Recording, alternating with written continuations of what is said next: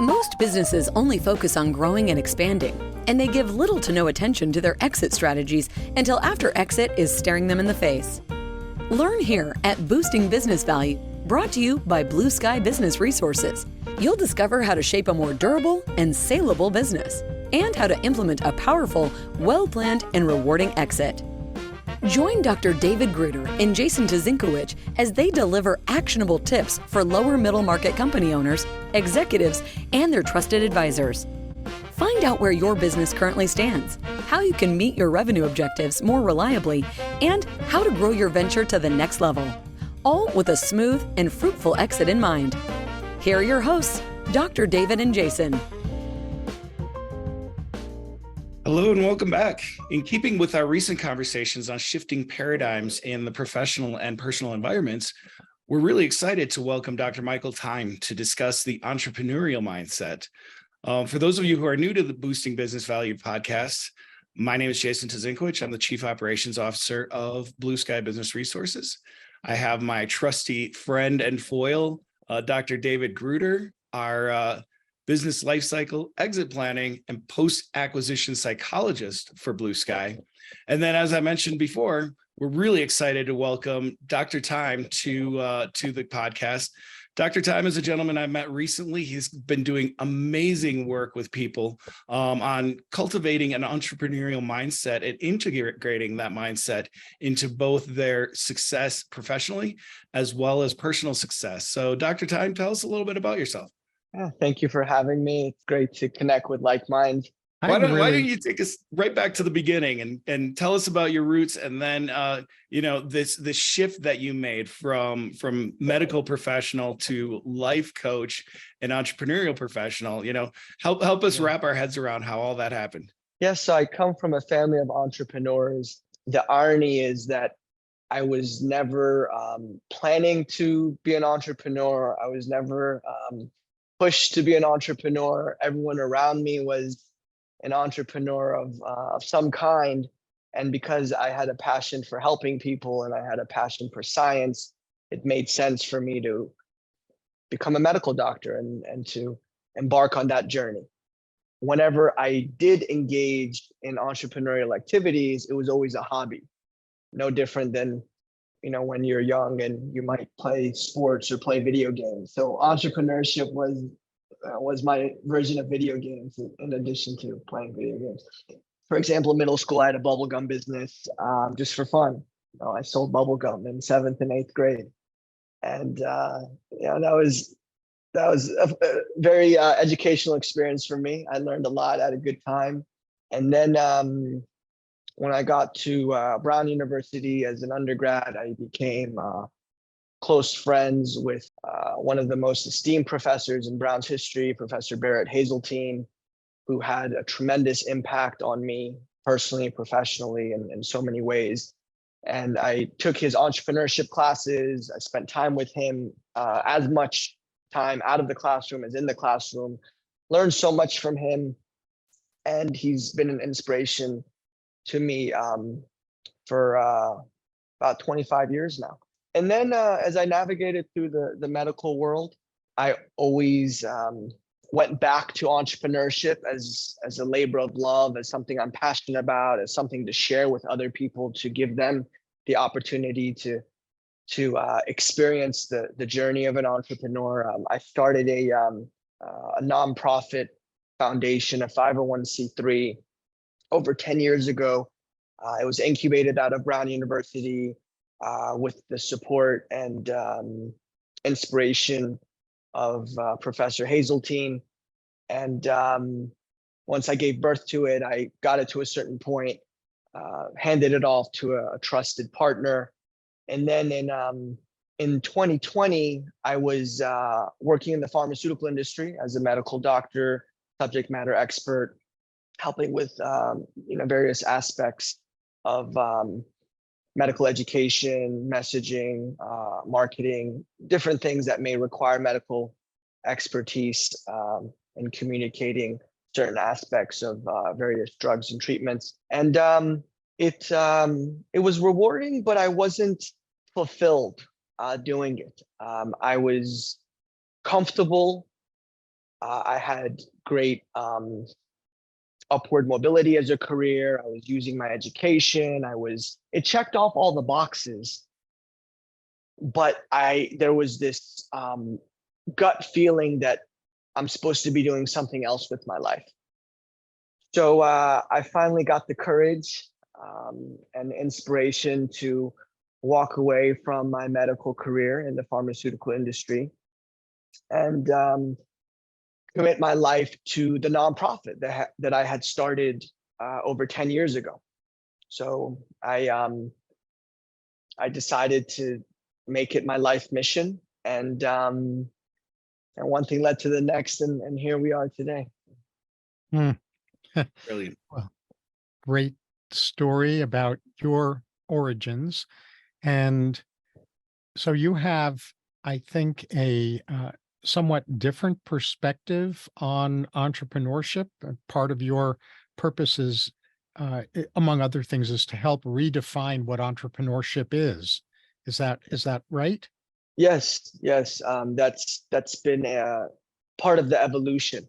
When I started teaching traditional entrepreneurship, the goal was to empower people to declare their own 4th of July, right? This declaration of freedom and autonomy, and I'm the master of my destiny, and so on and so forth. And I noticed that the journey of an entrepreneur is so challenging and oftentimes underestimated how hard it really is. I would, off the top of my head, I don't know of one entrepreneur that would say, "Oh, I knew exactly what I was signing up for." All the entrepreneurs that I've met in my lifetime, every single one of them, not to say there isn't someone that maybe has had a different experience, but I don't know anyone that went into it and completely had no idea what they were signing up for. How one adventure leads to another, it keeps growing and growing and growing. And then looking back, you're like, wow, I didn't sign up for this exactly. It's a beautiful ride, but it's different than what all of us entrepreneurs envision when we started. So knowing how hard it was, I had to first prepare people for that journey. And I just it wouldn't be responsible of me to throw people into the life of an entrepreneur without the tools. It's the analogy I like to use is that if you decide to do someone a favor and help them get drafted into the NFL tomorrow, I'm not sure that's much of a favor, because you have to be prepared to play in the NFL. And entrepreneurship for me is very similar. It's a lot. It takes a lot. And so I had to prepare people for this so-called, entrepreneurship world, that's similar to professional sports. So I had to step back and first give people the mindset of an entrepreneur and define it. What is this entrepreneur mindset? So when you think about it, what are the traits, the qualities you need to be an entrepreneur? You need to be dynamic, creative, resourceful. You need to be a problem solver, a critical thinker. You need perseverance. You need courage. There's risk taking. There's all these things that go into it that you don't think about.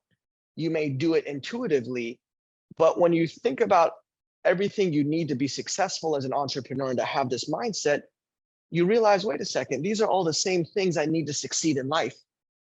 So when you prepare to be an entrepreneur and gain this entrepreneur mindset, you're gaining these transferable life skills that can apply to so many other areas of life. So I went from teaching traditional entrepreneurship to teaching the mindset of an entrepreneur to teaching life and the transferable life skills that go with it through the lens of entrepreneurship. And that has led me to redefine entrepreneurship. It's no longer about starting a business. It's about thinking like an entrepreneur and acting like an entrepreneur and applying that approach, that mindset to different aspects of life, whether you're a doctor, a lawyer, a social worker, an athlete, a stay-at-home parent, whatever you do in life, if you embrace this entrepreneurial mindset, you will be better at that. Well, that's really great. My framing for that in training entrepreneurs myself, and I'm going to share this really briefly because I'd like your impression about it, is that the top 3 most demanding personal development paths that exist are a primary relationship, parenting, and entrepreneurship. That entrepreneurship grows us. It's a powerful self-development path. It's not like, oh, I'm going to be an entrepreneur and maybe along the way I'll grow. No, it is a growth path around which we get to build a business. Absolutely. I couldn't agree more. So when I speak to groups, I tell them from the beginning, let's say I'm speaking to a group of 1,000 people, and I'll tell them, all of you can start a business today and all of you fail. I will still say to each and every one of you, congratulations. What you have gained in that process, personally, professionally, the mindset, the resilience, the courage, the creativity, the innovation, everything that you think was a waste. Oh, my business didn't succeed. I had to close my business. No, those are skills you'll take with you to other aspects of your life. And I think a lot of people miss that. They see it as black or white. Entrepreneurship means starting a business. Success means your business grows and thrives. That's it. And so that's part of my redefining of entrepreneurship. It's the journey. It's the journey. It's not the outcome. And when you look at it from that perspective, you're setting up the game to win no matter what. We're very aligned on that. And I know you're aligned on that too, Jason. Yeah, I love what I'm hearing. And, this type of mindset and this conversation, is very similar to the introductory conversation that I had with Dr. Time, which is why I was so eager to bring him onto our podcast. Doctor, we have, I guess, doctors now. We've talked in past episodes about this concept of learned helplessness and needing to overcome that in order to be in control of your destiny and your team and your environment. And it sounds like a lot of the same thing. I love that comment that you made at the beginning with this creating your own declaration of independence. And I just think that's super powerful. And then, the thing that we haven't touched into yet with your organization Time Talks, you take this mindset and this mentality to a really broad swath of demographics and help them catalyze their own personal growth through these Time Talks. So tell us a little bit about your experience and your work with these different groups. Sure. So there's really 2 broad categories. One is the philanthropy and the humanitarian work. Most organizations and nonprofits that have a social mission, they usually pick a lane, rightfully so, because each lane, let's say your lane is veterans or youth or minorities or immigrants or any of these groups, the need is infinite, right? You can serve the veteran community infinitely, and the addiction community, and returning citizens, people that are coming out of incarceration. But we decided early on that we would try our best to be the personification of the American Constitution and say no to no one. So instead of saying, okay, we're going to help these veterans, but then if there's an addiction group, maybe we can't help them. We didn't want to make those type of decisions.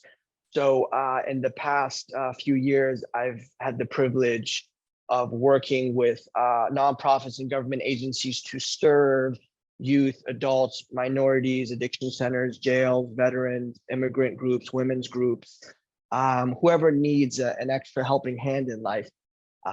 We're here to serve them. So that's the philanthropy and the humanitarian aspect of what I do. And that was my inspiration for leaving my medical pharmaceutical career, was to contribute to society.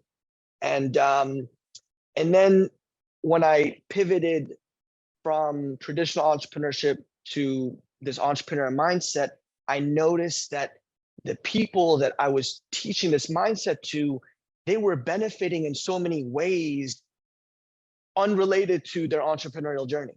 They were becoming better employees at work, better parents, better athletes, better at everything, better chefs, better, you name it. And then I was like, well, wait a second. They're gaining as much, if not more, outside of the traditional entrepreneurship ecosystem than they are gaining within traditional entrepreneurship. So then the work expanded to partnering with organizations to help their employees or members of their organization think like entrepreneurs. The most impactful people in any organization, any environment, any ecosystem are the ones who have that entrepreneurial mindset. So whether you work at a Fortune 500 company, whether you work at a restaurant, whether you work at a hospital, whatever you do, when you have this mindset, you become more impactful, more effective at it. So then that's the second aspect of our business, is helping corporations, Fortune 500 companies, government agencies, even some of the larger nonprofits that have quite a number of employees, helping them with employee engagement, employee culture, retention, inspiration, things of that nature. So those are the two aspects of the business. Either we're helping corporations and organizations grow and nurture their talent, or we're serving the community through the various humanitarian initiatives. I love it. That's absolutely brilliant. And I wish I could tell you that I had this planned out from the beginning. I didn't. It was, one pivot led to another, led to another, led to another. I never thought in a million years that I'd be working with these large companies and helping them essentially change their workforce, right? Change the thinking, the psychology, the culture, being a change agent for these large organizations. I never thought in a million years I'd be doing that, but it was the entrepreneurial journey that I went through trying to bring entrepreneurship to these underserved groups that led me to have this epiphany.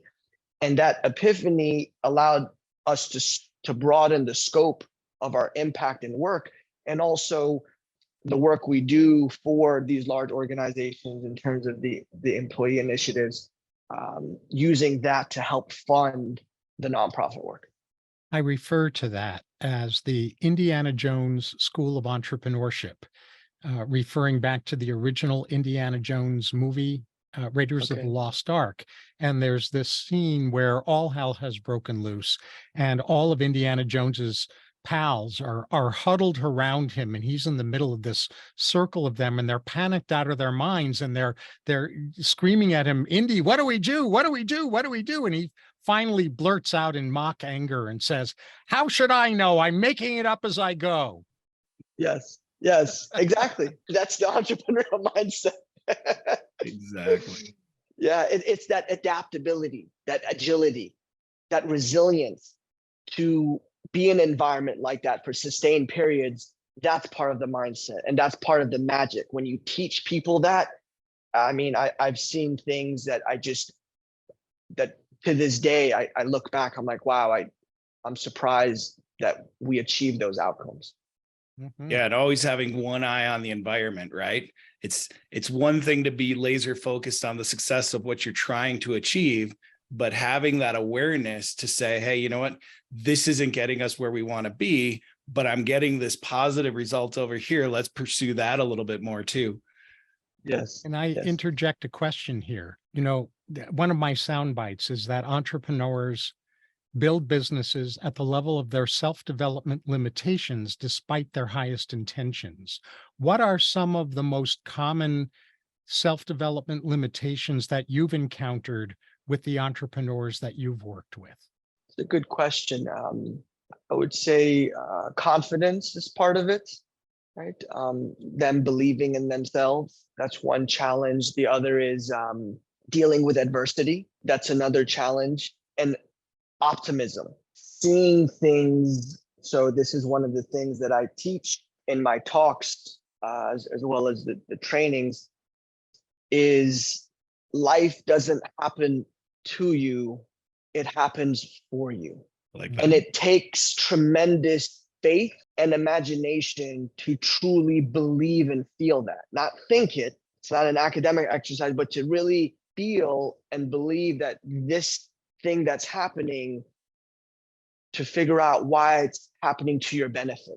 Why should you be grateful for this thing that on the surface looks negative? That's one of the paradigm shifts that I try to teach people, is to see that opportunity as a quote comes to mind. Every seed of adversity, of struggle, of challenge, of difficulty carries with it an equal or greater seed of opportunity. I'm paraphrasing the quote, but essentially, if you have 10 units of adversity, of challenge, then you have at least 10 or greater units of benefit hidden within that. But it takes creativity and faith, imagination, resilience, persistence to extract the nutrients from that experience. So now I'm putting on my doctor hat to get the vitamin C and the vitamins, and from that supposedly bad experience. And we all have this in life. We look back on some of the worst times in our life, and we think some of those experiences we can look back on and say, I'm grateful that happened, because that led to this, which led to this, which led to this, but at that moment, you don't see it, you don't feel it, no one can convince you of it. It's just pure bad. So these are some of the thought processes that I have to change whenever I either do a one-time speaking engagement or a series. Yeah, and I agree with you. I mean, I have an acronym, AFGO, which stands, I'll give you the sanitized version for this show. It's AFGO stands for another friggin' growth opportunity. Okay. And it speaks to the heart of the issue of resilience, and more than just resilience. What you're really speaking to is a skill set that entrepreneurs do need to develop, and it is, as you say, completely transferable to all parts of our lives, which I refer to as harvesting, which is gathering gifts of great value from undesired and even unacceptable life experiences. Absolutely. That's a beautiful way of summarizing it. That's spot on. Yeah, and one of the things that I like about these mindset exercises and this mindset work is that these can become habits. I know that I in some of my circles of friends, I get teased for being a silver linings guy, because the first thing, whenever anything really bad is happening, my first instinct by training is, where's the silver lining? What's the good that can be found in this? And then the second thing is to ask, what have I learned? And this mindset work that you're talking about is really powerful, because as you work on it, it grows stronger and becomes a part of your character. Absolutely. No, it becomes habit. Give you examples. I was doing something for a Marriott hotel, and after one of my talks, I was getting ready to leave the lobby doors to my left, and two of the employees that were just in my talk were on the right. I went up to them and thanked them for being great students, being engaged, participating, doing their homework. They were just like great students. So I was just thanking them for that level of dedication, and how that makes it more rewarding for everyone that's participating in those talks. And they said something to me that I'll never forget. They said, Dr. Time, the inspiration, the hope, the wisdom, everything you give us to do better here at Marriott, we actually take it home and use it even more in our personal lives, which is why we're happier here.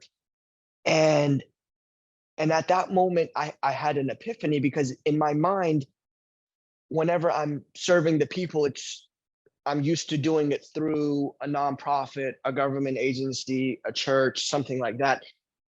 And in my mind, I guess I was a little distracted because they're part of the Marriott and they have a $1 billion logo on their chest doesn't mean they're not the people. And that even though I was there for the purposes of helping that Marriott hotel do better, without even trying, I was giving them tools and resources that they were taking home and using even more at home. And the side effect was they're better at work, happier, more productive, more engaged, and all these metrics changed. I'm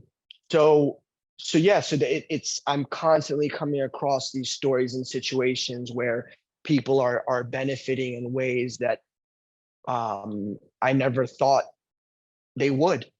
Mhm. And so I have to, eventually start tracking all of this. I mean, it's really so many stories and case studies, and just sharing it with you guys. It would be great one day to sit down and to really analyze it and figure out how to package it in ways to multiply.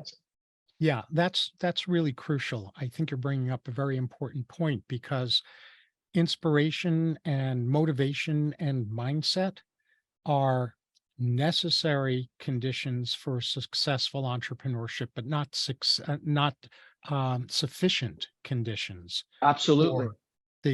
for entrepreneurial success. And so, what you're alluding to is that you're not stopping at mindset or inspiration or motivation. You're really moving beyond that into skill sets that Yes. the people that you're impacting are reporting back to you that they're taking into all parts of their lives, including at home, and those skills are helping them throughout every part of their lives. Absolutely. I mean, when I do a series of speaking engagements and talks, I spread out the course. So we have an entrepreneurship course that's all about the entrepreneur mindset, but it weaves in traditional entrepreneurial principles such as lean methodology and design thinking and minimum viable product and pivots and all these exciting things that you learn when you take an entrepreneurship class or read an entrepreneurship book, but we've made it applicable to life and to people's jobs.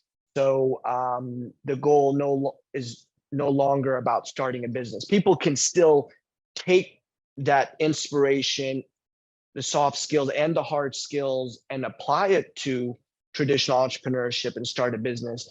But my first goal is just to empower them with those tools and let them do what they're inspired to do with those tools. Mm-hmm. And for our listeners and viewers who want to learn more about what you're doing and your nonprofit and things like that, where can they find out more about you? Timetalks.org, Mhm.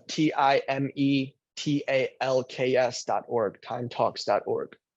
Marvelous. So yeah, thank you for having me. This has been a great experience. And I love the work that you're doing, which is bringing this to more people, to more audiences. There aren't enough of us, to do this great mission of promoting entrepreneurial thinking and mindset, psychology, and the tools that can be used in so many areas of life. So thank you for Absolutely. having me. And yeah, sure. And before I sign us off, I want to make sure that each of us has an opportunity to briefly say what the takeaways are that we would like our viewers and listeners to walk away with from this episode. So, um, Dr. Time, would you like to start with what you think are the most important takeaways, and then we'll turn it over to you, Jason. Yeah, I think one takeaway is for viewers to redefine entrepreneurship. It's no longer about starting a business. It's about a way of thinking. And then the next takeaway is take that way of thinking, that mindset, and apply it to other areas of life. Allow it to make you a better parent, a better employee, a better anything. So those are the takeaways that I would like to emphasize. Thank you. How about you, Jason? Yeah. And, the thing that really strikes me is, bringing this all together with, the general underlying themes of our podcast. When we talk to business owners about preparing to exit their business, one of the things we teach them is to shift from thinking of their business as an operation to thinking of their business as an investment. And what you're teaching people to do is to think of themselves as a business and treat that business as you would a good investment. And so I really love the way that you're bringing this whole thing together into a very personally focused mindset to help people be empowered, like you said, declare independence from the social shackles that have restrained them, and be empowered to grow their business of themselves and invest in that capital that they have as individuals. Absolutely. I mean, you reminded me, there's so much to go through, but you just reminded me of what I share in my talks, which is be the CEO of your life. Be the CEO of your job. Be the CEO of your family. You take that mindset and you apply it to these other areas, and you start thinking and acting differently. Exactly. Mm-hmm. Brilliant. You have any other closing thoughts, Jason, before I share my takeaway and then close us out?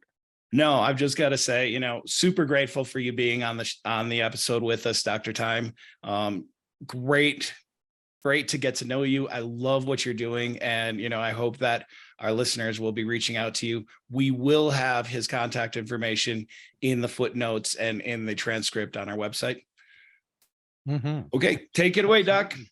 Well, the big takeaway for me that I just want to reinforce, and both of you have said it as well in your own ways, is to not think of entrepreneurship as entrepreneurship, but think of entrepreneurship as a development path, because being an entrepreneur develops you as you develop your business. And so with that, on behalf of Dr. Time and my wonderful co-host, Jason Tuzinkewich, and myself, we thank you for listening to this episode, and we invite you to click the subscribe button so you can be notified immediately when we release future episodes. We also look forward to reading your thoughts, questions, topic suggestions, and other requests in the comments section at the bottom of each episode's page, because it's your requests that are the most interesting to us to formulate episodes around. All of the episode pages are available through blueskyadvisors.net/podcast. And lastly, we want to invite you to take advantage of Blue Sky Business Resources free surveys for gauging your business health more accurately than you might otherwise know how to do. And don't be fooled by the fact that they're free, because the value of those assessments, those surveys, is priceless, really. Each includes real-time feedback and recommendations. So to access those, just visit blueskyadvisors.net and get started. That's all for this episode of Boosting Business Value. May your new learning result in the smoothest and most profitable exit strategy for your business. With the right knowledge and guidance, the sky's the limit to what you can do. Do not miss an episode by subscribing to the show. And if you want to learn where your business currently stands, we also have free key opportunity assessments. Find all of them at blueskyadvisors.net/podcast. Thank you for joining us. See you on the next one.